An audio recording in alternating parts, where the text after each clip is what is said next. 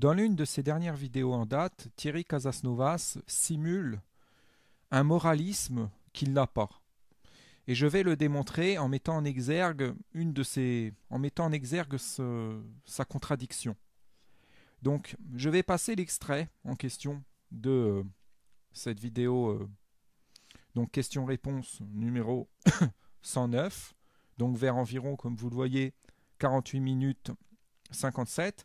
Et ensuite, je passerai un extrait de sa conférence Alerte à la santé, au sein de laquelle il tient des propos en contradiction avec ce qu'il va dire là.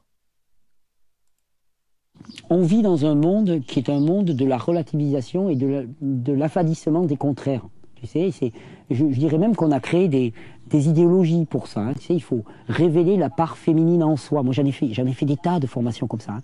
En tant que mec, là, tu dois révéler la part féminine. Mais que dalle! Que dalle, j'ai aucune part féminine à relever. Être un mec, c'est pas être une brute épaisse, taper avec avec mon gourdin sur la tête des femmes et puis violer tout ce qui passe à ma portée, quoi. Ça n'a rien à voir.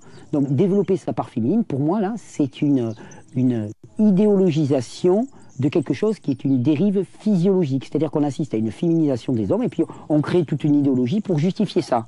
Hein, un petit peu comme certains ont créé des approches psychanalytiques pour justifier de leur propre névrose. Mais c'est exactement la même chose. C'est-à-dire qu'on assiste à une féminisation et on crée toute une idéologie qui valorise ce nivellement des sexes. Vous savez, il n'y a plus vraiment de sexe. C'est homme, femme, c'est pareil. Mais ça c'est pourri, ça ne correspond pas du tout à l'ordre naturel. Il y a des hommes, il y a des femmes, c'est séparé. C'est deux genres complètement différents, avec des fonctions d'ailleurs dans la création qui sont totalement différentes. L'homme a un développement physique qui est complètement différent de celui de la femme, et c'est normal. Les hommes n'ont pas à faire le job des femmes, et les femmes n'ont pas à faire le job des hommes. Et il y a 20 ans, j'aurais tenu un discours comme ça, j'aurais dit « Waouh, mais le vieux réac, quoi, mais oh là là, mais comme c'est passéiste, ça c'est has-been comme vision. Un matin, mon gars, mais ça évolue, quoi, maintenant. Les valeurs, elles changent, les hommes sont des femmes, les papas sont des mamans, et les mamans sont des papas. Mais ça, c'est bidon, c'est pervers. Pour moi, c'est une perversion massive. Et c'est acter quelque chose qui tient de la perte de valeur, de la perte de sens, de la perte d'androgène et d'ostrogène, et qui fait qu'on commence à vivre dans un nivellement des sexes, dans lequel tout est mélangé, nivellement des valeurs, et il n'y a plus de zone de fracture. Hein. Et d'ailleurs, je sais, souvent, il y a un truc qui me fait rigoler, c'est, moi, il y a des mots que j'aime bien. Par exemple, j'aime bien le mot de guerre. Guerre ouverte. Dire, ok, là, on est en guerre actuellement. Il y a une guerre qui se passe. Il y a une guerre contre le vivant qui est en cours. Et moi, je prends le maquis. Je prends le maquis et je suis dans la résistance. Et je parle souvent, ouais, quitte à mourir, autant mourir les armes à la main. Et puis on me dit, non, mais attends, mais c'est pas cool, ça. Toi, t'es un alternatif. Faut pas parler de guerre. C'est violent, il faut surtout pas en parler. Et non, mais attendez, et c'est pas parce qu'on l'ignore avec les mots que ça n'existe pas. De tout temps, il y a eu un combat dans ce monde entre deux forces, deux camps. Le diable et Dieu, d'une certaine manière, les forces de vie, les forces de création et les forces de destruction, hein, l'amour et la peur étant l'inverse de l'amour. Il y a toujours eu ce clivage, et il a toujours lieu. Hein. C'est pas parce qu'on crée des mots, des idéologies, des concepts qui essayent de niveler ça, que ça n'existe pas. Et je dirais même que tous ces concepts, ce nivellement, pour moi, c'est la dernière arme que joue le diable et la peur pour essayer de nous avoir. Hein. Puisque le combat face à face, il l'a perdu. Hein. Il l'a perdu de tout le temps. L'amour a toujours la victoire sur la peur. Hein. Les forces de construction ont toujours la victoire sur les forces de destruction. Le jour a toujours victoire sur la nuit. Mais comme cette bataille elle est déjà perdue, le dernier atout, on va dire, c'est de tout faire se rassembler, hein, comme si c'était tout pareil. On devient dans une espèce de monde insipide, non tranché, tiédasse, hein, finalement. Mais pour moi, ça c'est une corruption, une subversion profonde du message vrai et de la réalité de ce que nous vivons. Le combat a lieu, c'est pas parce que nous le lions qu'il n'a pas lieu. Le combat, il a, je dirais, jamais été aussi féroce, mais j'imagine qu'on le dit à toutes les générations, mais le combat, il a jamais été aussi féroce, il a toujours eu lieu d'une manière aussi féroce, et le combat, il te demande de te positionner. Hein, et c'est pas en étant moumou entre deux, du style, bon, moi je sais pas, je suis un peu entre les deux, je veux pas choisir. Si tu veux pas choisir, quelque part, tu sers l'autre camp, mon pote. Ça, pour moi, c'est une vérité. Et donc, on assiste à une féminisation qui, pour moi, est une perversion. C'est affolant parce que moi, je tiens ce discours manichéiste depuis longtemps. Et ce même Thierry Casasnovas est venu me contredire. Et parmi ses fans, beaucoup de ses groupies sont venus persifler ma vision manichéiste. Et là, d'un seul coup, il nous sort ça. D'un seul coup, il nous sort ça. Et là, je vais passer un extrait de sa conférence Alerte à la santé, dans laquelle il tient un discours qui est totalement contraire à ça. J'avais déjà mis en exergue cet extrait dans l'une de mes antérieures vidéos.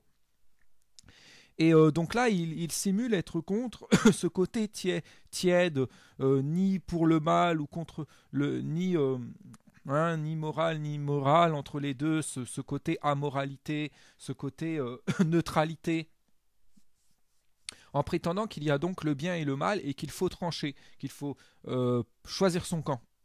Alors qu'il a montré dans le passé qu'il était justement contre ça. Voilà, qu'il était allergique à cette vision des choses. Mais ce qui s'est produit, c'est que moi et d'autres personnes avons réalisé des critiques à son encontre sur ce point. Donc il l'a vu. Il a vu ça, donc qu'est-ce qu'il fait? Il réagit en faisant un démenti, en faisant cette simulation, comme pour essayer de nous donner tort, pour qu'ensuite les fans, les groupies et lui-même puissent brandir cette vidéo, cet extrait-là, ce passage, pour dire bah non, vous avez tort, pour nous dire bah non, vous avez tort au sujet de Thierry, regardez, il a dit que dans cette vidéo, il était il était manichéiste, qu'il était contre le mélange des contraires, contre cette bouillie, ce grand n'importe quoi, cette neutralité, cette tiédeur. Vous voyez comment ils font? Vous voyez comment ils procèdent? Donc là, vous allez voir un extrait de sa conférence de début d'année de 2014, dans laquelle il tient, voilà, c'est tout autre chose là. Vous voyez, là, il montre son vrai fond, turpide, et sa haine finalement du moralisme. Et il va faire l'apologie d'une conception anti-manichéenne qui va aux antipodes de ce qu'il a dit ici. Je me rappelle plus à quel moment c'est. Je vais essayer de le retrouver en espérant que j'y passe pas trop de temps. C'était quelque chose quand même parce que c'était pas très viable la solution à laquelle j'en étais arrivé. Et une personne lui faisait une remarque et il réagissait ébranlé assez. De la maladie, hein, avec tout un système qui est prévu pour traiter la maladie, pour gérer, pour. Ah, c'est vers le début, mais. Pour dire que. Voilà, j'ai trouvé. Non, mais je ne l'amène pas à l'hôpital. Non, mais en même temps, il ne faut pas caricaturer. Je te dire, ma meilleure amie chez qui je vais aller, elle est médecin. Pour dire que j'aime beaucoup les médecins. Mais je crois qu'il faut juste qu'on travaille main dans la main. Il faut qu'on arrête. Ouais, main dans la portière. Non, mais on fait des catégories. Vous savez, tant qu'on est dans le blanc et dans le noir, dans le méchant et dans le gentil, on est encore manipulé. On est en permanence manipulé. On est manipulé par une espèce de manichéisme dans lequel il y a le bien et le mal. Pour moi, il y a ce qui est dans le sens de la physiologie, ce qui fonctionne et ce qui ne fonctionne pas. Et après, je crois que tous les hommes ont à cœur, quels qu'ils soient. Je suis désolé, là, moi, je vais vous faire mon naïf bon teint, mais je ne crois pas au mal. C'est-à-dire, je ne crois pas que quelqu'un soit fondamentalement mauvais. Je n'y crois pas. Je pense qu'il y a des intérêts partisans, mais je pense que vraiment, je suis persuadé, quelque part, pour caricaturer et pour forcer un peu le trait, je suis persuadé que la nature de chaque être humain est une nature douce, aimante, bienveillante, et qu'après, il y a des espèces de couches qui se surajoutent là-dessus. Alors, des couches en termes de physiologie, des couches en termes de psychologie, de frustration, et que tout ça, ça transforme la personne, et ça fait que finalement, ce qu'on en perçoit, c'est quelque chose de dur, c'est quelque chose de pervers. Mais je ne crois pas que quelqu'un naisse mauvais. Je ne peux pas l'accepter. Et je ne crois pas que...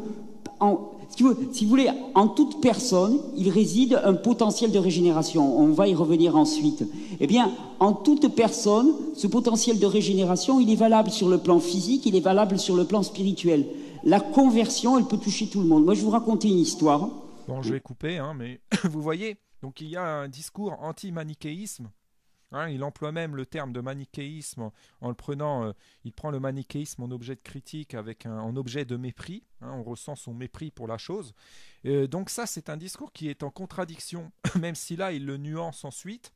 Hein, mais comme il a coutume de faire toujours, pour pouvoir se dédouaner après en jouant sur les mots, tout ça, en vétillant. Mais voilà, vous voyez que c'est quand même relativement, c'est vachement contradictoire avec les propos qu'il a tenus dans cette vidéo-là. Donc réécoutez si vous voulez, hein, et comparez, vous verrez. C'est édifiant. Donc qu'est-ce qui explique le fait qu'il se mette subitement comme ça, hein, à tenir un discours prétendument qui relèverait du manichéisme, soi-disant. C'est bizarre. Moi, je pense qu'il a vu qu'il y avait donc des critiques à son encontre, notamment sur Internet, peut-être parmi lesquelles donc les miennes, qui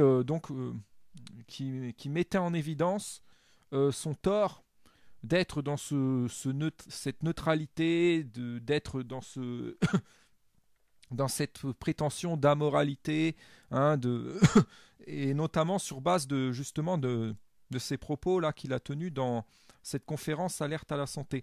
Donc qu'est-ce qu'il fait? Il se dit, pour me couvrir, je vais faire un démenti. Donc dans la prochaine vidéo, je vais glisser ça, je vais jouer le mec qui est manichéiste, et comme ça on ne pourra plus me reprocher ça. Je brandirai cet extrait vidéo et où je matraquerai le même discours, pardon, pour faire taire les détracteurs. Vous voyez? En vérité, il continue d'être anti-manichéisme, anti-moralisme, parce que anti-manichéisme sain, juste.